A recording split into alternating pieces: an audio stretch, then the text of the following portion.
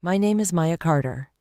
I am 32, a board-certified neurosurgeon who clawed through 2 decades of night shifts and student debt to earn my scalpel. Tonight, I stand in the snow outside the Crystal Horizon Hotel in Chicago while more than 1,000 tuxedos glide past the brass doorman. Inside, my father, Daniel Carter Sr., retired hospital mogul and self-proclaimed philanthropist, is live-streaming a farewell gala expected to raise nearly $1 million for pediatric cancer. A velvet rope stops me cold. The security chief, earbud glowing blue, blocks my badge. Donors only. Doctor?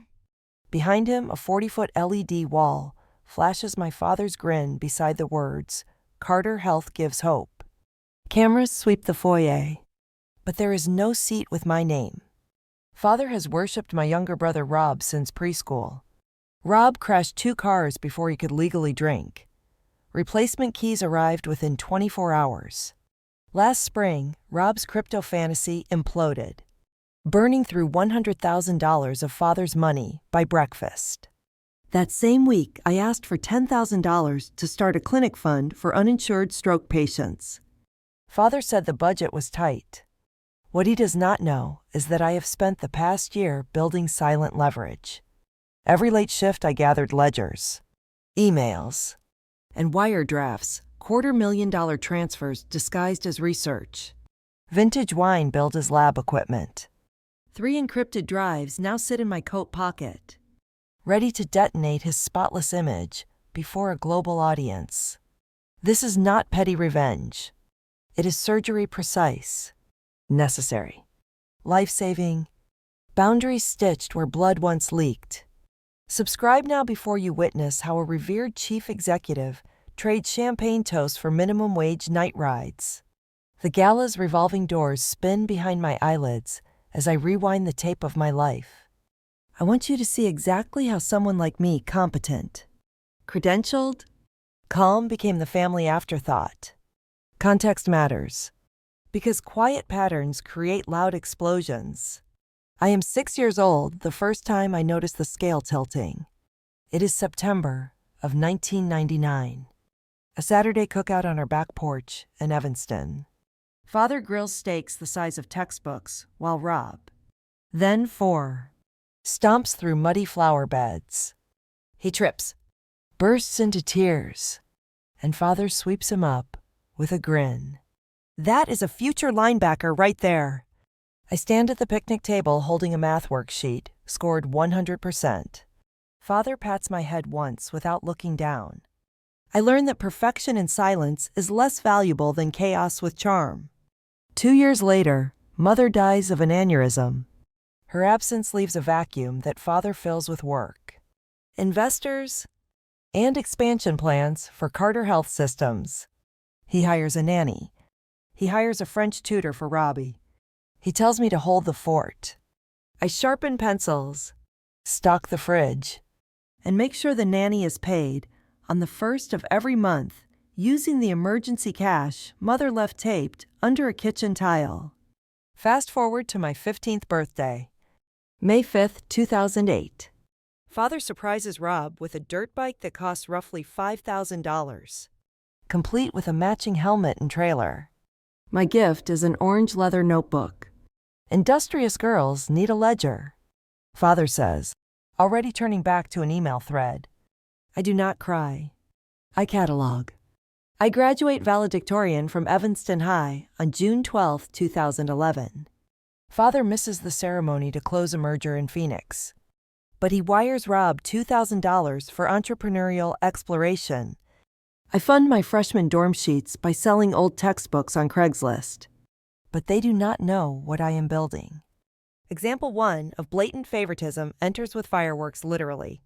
July 4th, 2016.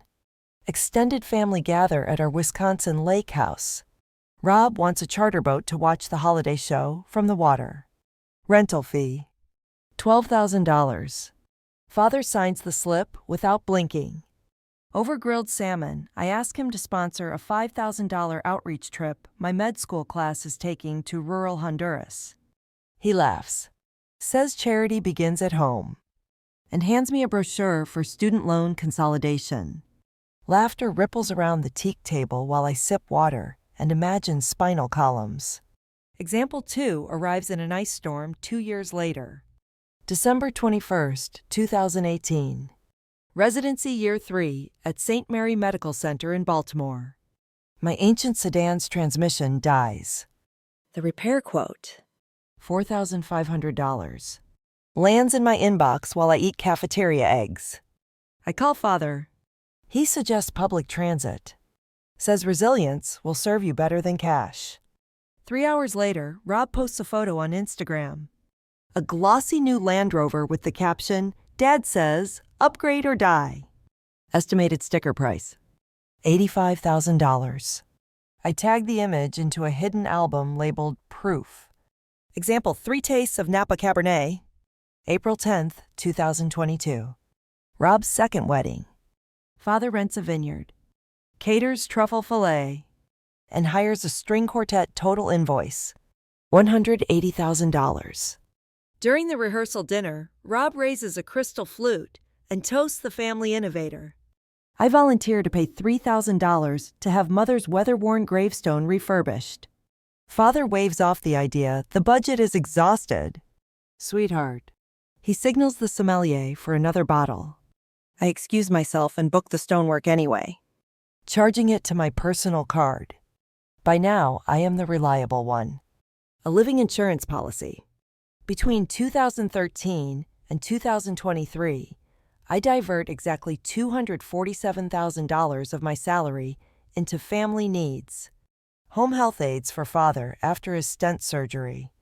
Tuition when Rob decides to finish a business degree.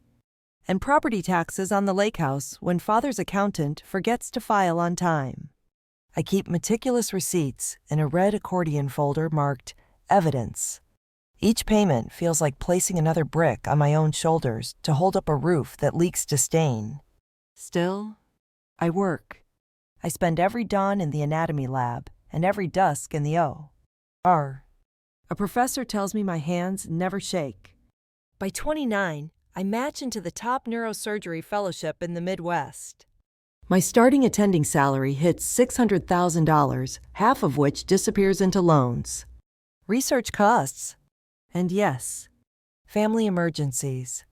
I justify it by telling myself I can absorb the blows better than Rob, who drifts between marketing schemes like pollen and wind. That summer, I offer Father a proposal. Let me create a pro bono stroke clinic inside Carter Health. $10,000 in seed money would cover ultrasound devices and language interpreters for immigrant patients. Father says the optics do not align with shareholder goals. Same week, Rob's crypto startup crashes. Father wires him $100,000 before breakfast. The contrast slices cleaner than a scalpel, but they still do not know what I am building. Pattern recognition becomes my nightly meditation. I enter dollar amounts into a spreadsheet. Each cruise Father gifts Rob. Each cigar club membership. Each bailout disguised as consulting. On the opposite column, I log my own requests. Always small. Always declined. The disparity glares neon. Somewhere between row 400 and row 500, I stop feeling sad and start feeling surgical. The first concrete shift happens on February 10th, 2023. I am mid-case, clipping an aneurysm, when my pager shows 3 frantic texts from Father. The hospital's finance officer discovered an $800,000 discrepancy in the charitable fund. Father needs me to sign a letter attesting that a shipment of robotic surgical arms did arrive, even though I know they never left the showroom. He offers to make me whole with a board seat. I pocket the pager and finish the clip without a tremor. That night, I open a new document titled Contingency Plan. Transition. That is when everything changes. Step 1. Close the joint credit card Father set up for emergencies. I cut the plastic in 8 neat pieces, drop them down the garbage chute, and open 3 individual high-yield accounts in my name only. Step 2. Build an off-site archive.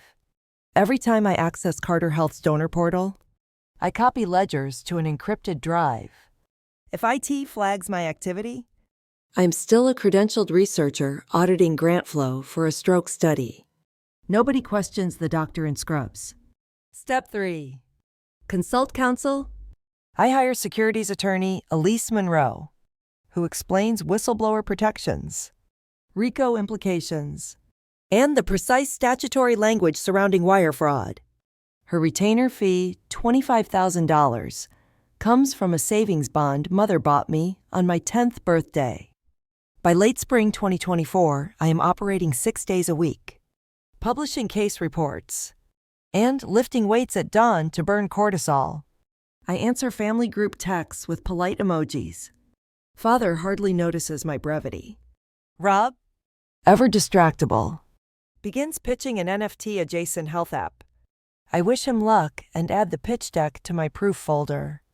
June slips into July. July bleeds into August. And then the envelope lands.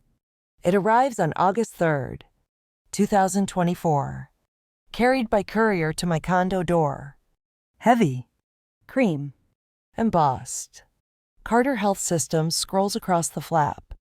Inside, Father's retirement gala announcement for December 12th at the Crystal Horizon Hotel. A line near the bottom glints under the kitchen light. Attendance reserved for donors and distinguished guests. Family invitations will follow. Weeks drift. September rolls past. Then October. No invitation comes. On a cloudless Wednesday, I phone the event coordinator. She clicks through spreadsheets and apologizes. Dr. Carter, your name is not on the donor list. The receiver feels ice cold. My own father prefers strangers with deep pockets to the daughter whose name he stamped on research plaques. 3 hours later, Rob calls from a windblown balcony in Miami, begging me to co-sign a $400,000 bridge loan for his latest pivot. He says family loyalty trumps personal ego. My pulse stays steady as I decline. He hangs up mid-sentence. That night, alone in my living room, I stare at Chicago's skyline until dawn. The lake reflects neon, but the water itself stays black. I understand, with crystalline certainty, that being reliable in a rigged system is self-harm. But they still do not know what I am building. Elise phones on the morning of November 27th, exactly 15 days before the gala. Her voice is low but electric. Maya, the Securities and Exchange Commission has accepted your preliminary file and issued a preservation subpoena. They want you in Washington next week. I thank her. Hang up. And feel the floor steady beneath my shoes. For the first time in years, the scales tilt my way. That night, Father calls. Oblivious. He needs a favor. Could I sign a statement verifying that a shipment of robotic arms worth roughly $800,000 arrived at Northview last quarter? The equipment never showed. And he knows I know. I ask why the paperwork matters. Father chuckles. Auditors love boxes checked. Sweetheart, when I refuse, he sighs as though I spilled milk and ends the call. There is my final straw, laid with surgical precision by the man himself. I drive to the hospital for an emergency craniotomy, and while a resident closes the scalp, I make my decision. No silent wallet. No quiet daughter. From this minute forward, my oxygen mask goes on first. Step 1 is severance. I resign from the Carter Family Trust, faxing a notarized statement that removes my name from all shared assets. My personal accounts, 3 high-yield savings, 2 index funds, and a fledgling real estate syndicate now stand alone. Totals north of $1.4 million. Every cent is traceable, taxable, and untouchable by Father's accountants. Step 2 is skill stacking. I enroll in a weekend certificate on forensic finance, log into Coursera at dawn, and learn to read cash flow statements like EKG strips. By December 6th, I can spot shell company laundering in under 30 seconds. Meanwhile, my surgical numbers climb. 9 aneurysms clipped. 0 complications. Northview's chief texts, "You are a machine." I reply with a smiley face and forward the compliment to evidence. Step 3 is controlled silence.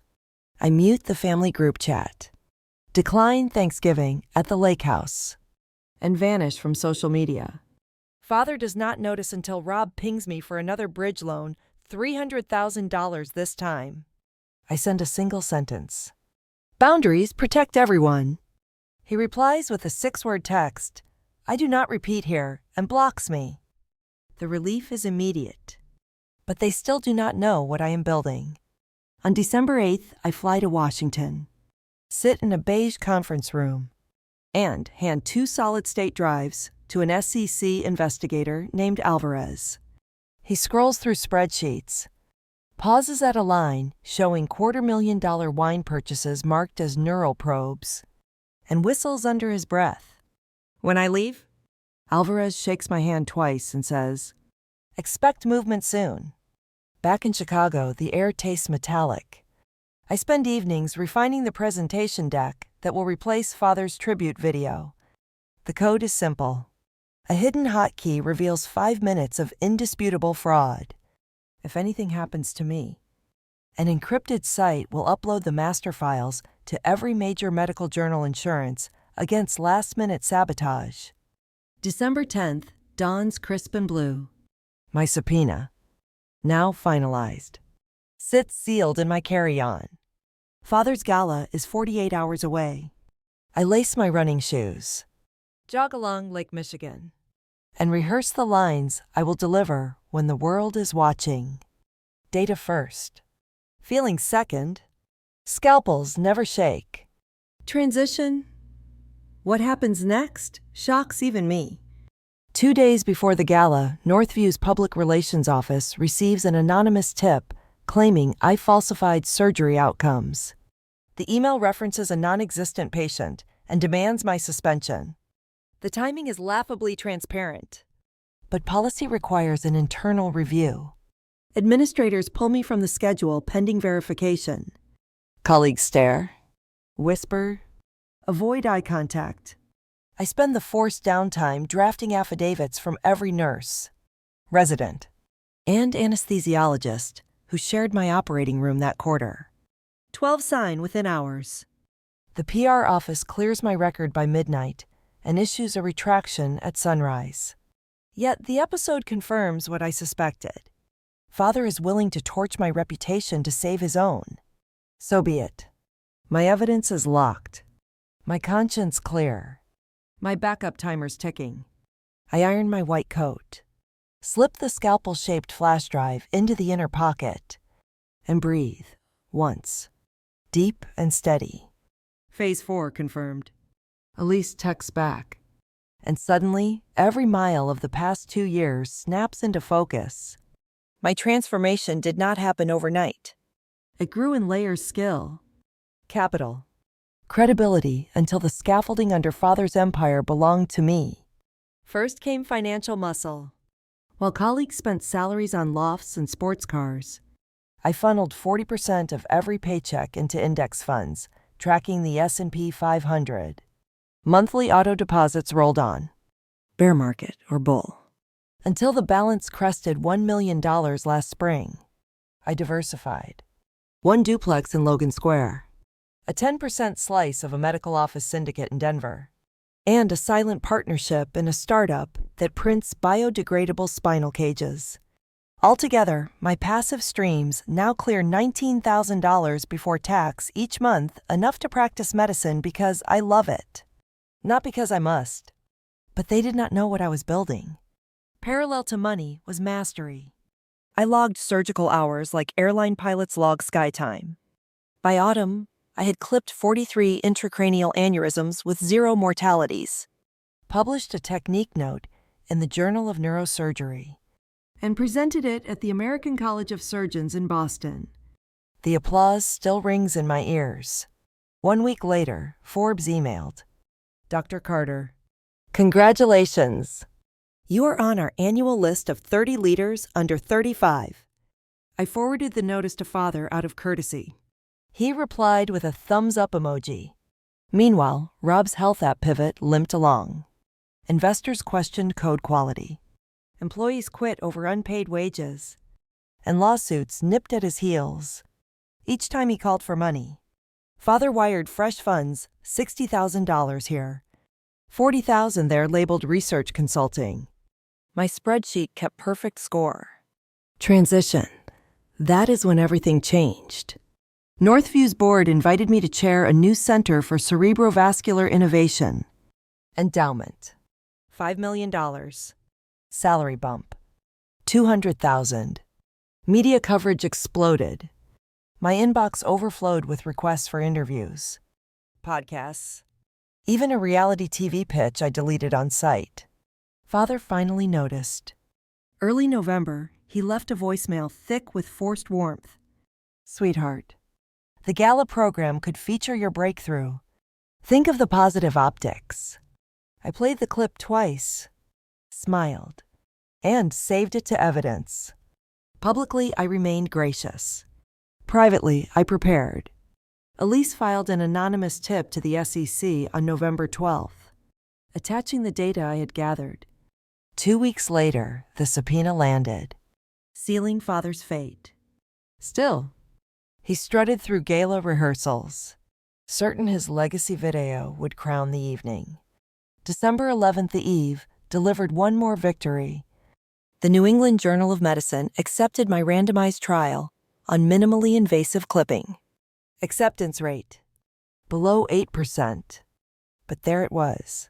I printed the email, slipped it into a silver envelope, and tucked it beside the flash drive that would soon fracture an empire. But they still did not know what I was building. Day of the gala, 1700 hours. I walked through downtown Chicago to clear my head. Lake Michigan glitters slate blue beneath winter sun. Each breath feels like inhaling possibility. My phone vibrates. Father's executive assistant begging for last-minute quotes to spice up his speech. I ignore the message and focus on cadence facts first. Feelings later. Always steady. At 18:30, I arrive at Crystal Horizon's staff entrance. I show a catering badge obtained weeks earlier. Wheel in a faux equipment case inside. My laptop preloaded with the hidden deck, and blend into the bustle. Ballroom lights test, string quartet tunes, and volunteers adjust silent auction iPads. No one spares a glance at the doctor in a chef's jacket. 1900. Guests flood the foyer. Champagne flutes tilt. Hashtag spike on TikTok. Father paces backstage, adjusting cufflinks that cost more than most cars. Rob hovers near the bar, face drawn, phone buzzing with creditor alerts. I watch from the wings. Heart rate a calm, 58. The stage manager cues the tribute video. I step forward, swap HDMI cables in the dark, slide my scalpel-shaped flash drive into the port, and lock the laptop. 5 minutes until reveal. My pulse stays rock steady. But what happens next will detonate across every screen in the room, and you will hear the shatter in part 5. House lights drop. A hush rolls across more than 1,000 guests as the giant screen flickers awake. It should show Father's legacy, real newborns cradled beneath hospital skylights. Headlines praising his generosity. Instead, the first slide is a spreadsheet titled Unauthorized Expenditures. Carter Health, Fiscal Year 2023. Line after line scrolls. Vintage Bordeaux, $250,000. Coded as neural probes. Private jet charters, $412,000. Coded as pediatric outreach. The audience gasps in unison. I stride onto the stage. White coat bright under spotlights. Good evening, I begin. Voice steady. I am Dr. Maya Carter, neurosurgeon. Daughter? And tonight, your auditor. Cell phones rise like constellations. Livestream comments surge. Is this real weight? That is his kid. I click. and father's emails fill the screen. Daniel. Reroute the wine invoice before auditor's visit. Father bolts from his table. Face drained. Shut it down. He hisses at the AV tech. But the laptop is locked, and the hotkey lives only in my fingers. I advance one more slide. Wire receipts showing $100,000 funneled to Rob's failed startup 48 hours after father rejected the stroke clinic grant. The crowd freezes. Champagne flutes half raised. Transition, that is when everything changes. 2 agents from the Securities and Exchange Commission step beside the stage. Badges glinting. The taller agent addresses father. Sir, you are hereby served a preservation subpoena regarding potential wire fraud and grant misallocation. Murmurs swell into a roar. Board members exchange panicked looks. A donor near the front faints. The thud echoes through the speakers. Father's progression is textbook. Shock. Denial. Anger. He grabs a microphone. This is a smear by a disgruntled child. People wince at the word child. I am a published surgeon wearing credentials on my lapel. I hold up a notarized folder. Here are bank logs, signed vendor affidavits, and the original grant proposals. Evidence, not emotion. I hand copies to the SEC agents while cameras zoom in. Rob barrels down the aisle. Tie askew. Eyes wild. Maya. Shut it off. We can fix this. His phone buzzes nonstop. Investors demanding refunds, now that their seed money is publicly tied to fraud. I lower my voice so only front rows hear. I own the patented algorithm that could salvage your platform. I also control the data proving you misrepresented deliverables. Choose whether you want cooperation or discovery. Color drains from his cheeks. He retreats without another word. The room spirals. Sponsors tweet statements of concern. A regional news crew, already on site for gala coverage. Cuts to live broadcast. Stock in Carter Health Systems slides 7% by the time father reaches the exit. The scroll runs across giant phones held aloft. The quartet packs instruments in silence. Within 30 minutes, the board convenes an emergency huddle in the coat room. When they emerge, the chairwoman speaks at the podium. Effective immediately. Daniel Carter Sr. is suspended from all executive duties pending investigation. Applause erupts, not triumphant, but relieved. Like an infection finally lanced. Father stands motionless. Cufflinks catching chandelier light. Security escorts him through a side door. Someone records the walk. The clip hits 2 million views before sunrise under the hashtag #PaperTigerCEO. But the reckoning has ripples. 3 days later, donors withdraw pledges totaling $1.1 million. The hospital foundation scrubs father's image from its website. Vendors demand cash in advance. Creditors freeze revolving lines. Rob attempts damage control. Live streaming an apology that garners more laughing emojis than sympathy. On the 7th day, the board files a civil motion to recover misused funds. Bailiffs deliver notice to the lake house, while father sits at a mahogany desk, drafting press releases no outlet will print. He calls me 8 times that night. I let each ring fade. Boundaries hold. By week 2, the SEC upgrades its probe to formal charges. Wire fraud. Tax evasion. Conspiracy. Bail is set at $500,000.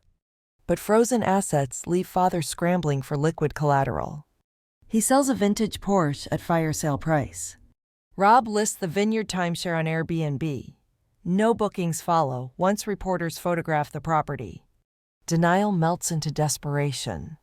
Father drafts a statement blaming clerical errors and offers to repay misallocated funds over 10 years. The board declines. Insurers file a notice of intent to drop coverage. The perfect storm he brewed now devours him in public view. Yet the ultimate twist arrives on rideshare dashcam. 30 days after the gala, Father, now a provisional Uber driver, picks up a group of college students. One recognizes him.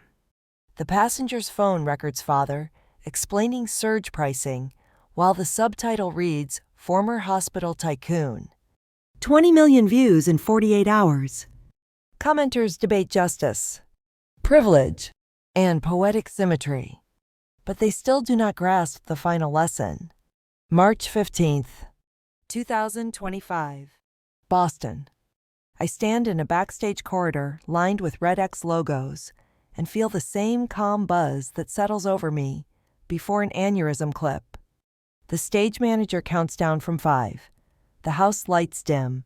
The audience rustles into silence. When I step into the beam, I am no longer anyone's emergency fund. I am a surgeon with a story and a scalpel-sharp thesis. Boundaries save lives. The talk runs 15 minutes. Every word memorized. Every slide a scalpel stroke. I open with the gala footage muted. Captioned, "Undeniable," then pivot to anatomy. In surgery, I tell them, we seal ruptures fast, or the brain drowns in its own blood. Families work the same way. Left unchecked, emotional bleeds become financial hemorrhages. The line lands. People lean forward. Halfway through, I reveal the number that usually makes jaws drop. Over 12 years, I transferred $247,000 personal dollars to prop up relatives who called it love. I pause. Let the shame leave my lungs. Not a penny bought respect. Heads nod. Pens scribble. I finish with mother's photograph beside a fresh gravestone. Paid for with my own savings. Then quote her final diary entry. Protect your gifts, or gratitude becomes debt. Applause rises in waves. Warm and sustained. When I exit stage left, the curator whispers that the video will release within 24 hours.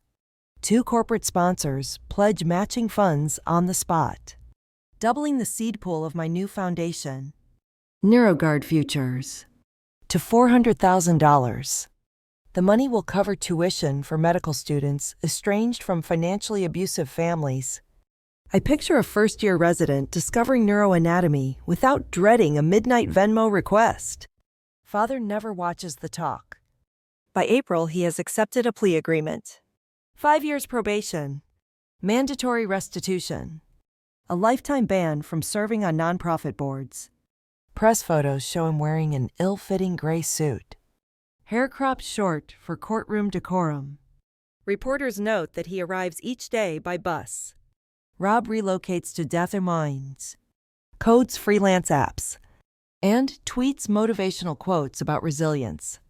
We have not spoken since the night of the gala. Their absence leaves space.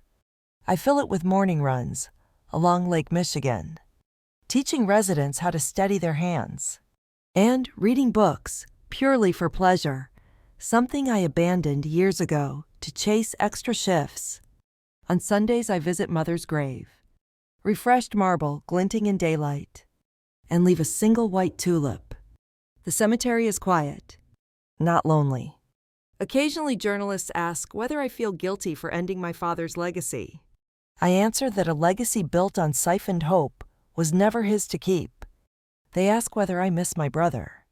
I admit I miss the version of him that could have existed had accountability been served alongside every bailout. Regret is a surgeon's shadow, always present, never in charge. The first royalty check for my upcoming memoir arrives in June, advance amount, $150,000. I route it straight into the scholarship fund. A colleague suggests I splurge on a European vacation. I smile. Tell her I already live somewhere priceless, inside clear boundaries and a debt-free mind. In July, a former Carter Health nurse emails me. She watched the TEDx talk during a night shift and used the evidence database I published to negotiate back pay. The message ends. Your story gave me language for what happened. I forward her note to Elise, who replies, proof of concept. Autumn brings color to the lakefront. Northview opens the Center for Cerebrovascular Innovation. Ribbon cut by the governor. Endowment intact. My name engraved on the plaque without Carter appended. Students snap photos. Tag me on social. Ask how to balance ambition with integrity. I tell them discipline is not deprivation. It is insurance against chaos. Transition lines still run through my mind, but they did not know what I was building. Now everyone knows, and the knowledge feels lighter than secrecy ever did. Silence served its purpose. Transparency propels the next chapter. I no longer brace for late-night phone calls about missing money. When my cell buzzes, it is usually a patient sending a thank you photo of a healed scar. At year's end, I host a modest dinner, 12 seats. No velvet rope. No speeches. Colleagues laugh. Residents trade war stories. And nobody asks for favors cloaked as love. Before dessert, I raise a glass of sparkling water. To clean incisions and cleaner exits, I say. The toast earns a quiet, satisfied cheer. Universal lesson. Distilled to one sentence. Love without respect is hemorrhage. And the cure is a firm, well-documented boundary. If my story echoes your own, know this evidence can outshout gaslighting. And self-worth accrues compound interest once you stop paying other people's overdraft fees. Now I hand the mic to you. Share in the comments a moment you chose peace over obligation, or a line you drew that finally held. Someone scrolling at 3 a.m. may need your roadmap. Let us build a library of exits. Each story a suture closing one more needless wound. Winter drifts into early spring, and the air over Lake Michigan carries a faint salt scent that makes Chicago feel almost coastal. I wake before sunrise, lace my running shoes, and trace the same shoreline path where the first outlines of Operation Boundary formed. Every footfall reminds me that survival has evolved into stewardship. 3 months have passed since the TEDx talk. The video crosses 8 million views in 48 hours. Then coast past 20 million by mid-February. My inbox floods with stories. A pharmacist in Tulsa who froze a joint account after watching the clip. A graduate student in Manila who mailed evidence of her father's tax fraud to the proper bureau. A grandmother in Dublin who finally asked her adult son for rent. Each message confirms the ripple my boundaries set in motion. NeuroGuard Futures announces its inaugural scholarship cohort on April 1st. 6 recipients, 5 women and 1 man, receive full tuition grants to Northwestern's medical program. Their acceptance letters land on webcams. A composite video shows tears, stunned laughter, a mother collapsing into a kitchen chair. I watch the montage twice. Then wire an additional $50,000 from book royalties to cover their housing stipends. Compound interest, now redirected toward possibility. Transition, but the most unexpected echo comes from within my own walls. Northview's board asked me to design a curriculum called Financial Triage for Residents, a 6-week series on negotiating contracts, reading balance sheets, and recognizing predatory loans. The first class sells out in 2 hours. During a Q&A, a second-year resident raises her hand and says, "Dr. Carter, how do you stay compassionate after betrayal?" I answer honestly, compassion is a scalpel too. You wield it with precision, not abandon. On the legal front, the Carter health fraud case inches toward resolution. Father pleads guilty to a single count of wire fraud in exchange for testifying against the former CFO. Sentencing guidelines suggest 18 months of house arrest, followed by heavy restitution. He now lives in a modest condo near Milwaukee's airport. Ankle monitor blinking under gray sweatpants. We never speak. Yet weekly restitution transfers hit the NeuroGuard account per court order money once misused, now converted to scholarships and outreach clinics. There is irony in that alchemy, but I receive it without gloating. Justice best served is justice sustained. Rob files Chapter 11 bankruptcy in May. An email from the trustee lists his liabilities at $784,000. Assets at $36,000. I feel a flicker of mourning for the brother I once imagined. Then let the flicker pass. Boundaries do not erase love. They only fence it into safe acreage. Life outside the courtroom widens. A documentary crew follows my stroke clinic team for a week. Capturing patients, relearning speech. Residents perfecting bypass stitches. Nurses coaching families through daunting prognoses. One evening, the producer asks why I still operate with such intensity when financial independence is assured. I guide him to a window overlooking the ICU.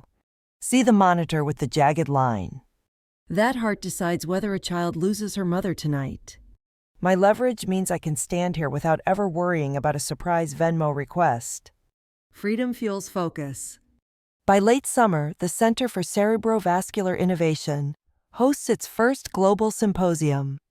Researchers from Seoul to Sao Paulo present microstent data. My keynote addresses the ethics of philanthropy in academic medicine.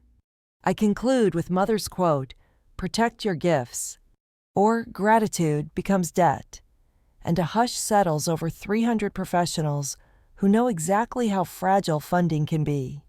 On a humid September evening, a push notification lights my phone.